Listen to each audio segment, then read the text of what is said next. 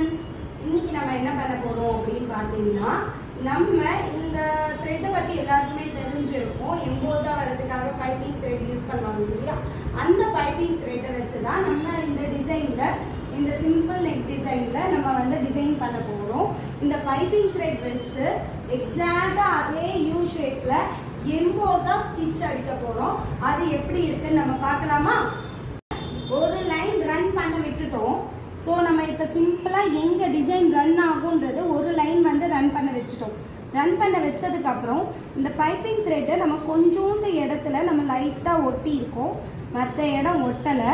So again நம்ம start பண்ணுறோம். அது கரெக்டாக அடிக்குதான்னு நம்ம பார்க்கலாம்.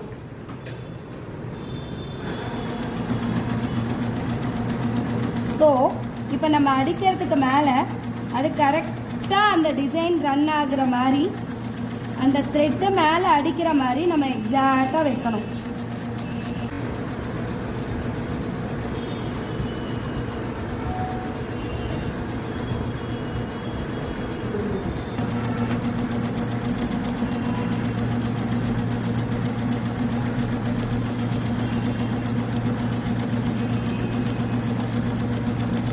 நம்ம டிசைனே எம்போஸாக தெரியறதுக்காக நம்ம இந்த மாதிரி பண்ணிக்கிட்டு இருக்கோம்.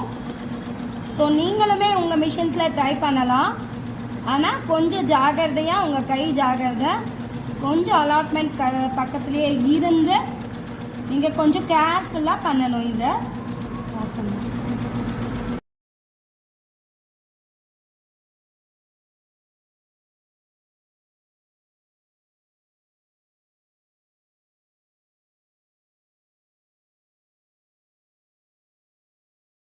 போட்டுட்டோம் ஒரு சக்ஸஸ்ஃபுல்லாக. இதோ பாருங்க எம்போஸ் டிசைனு பார்த்தீங்கனாலே உங்களுக்கு தெரியுது. நம்ம ஜரியும் யூஸ் பண்ணியிருக்கோம், த்ரெட்டையும் யூஸ் பண்ணியிருக்கோம். இந்த பிளவுஸுக்கு மேட்சிங்காக நம்ம கலர்ஸ் போட்டிருக்கோம்.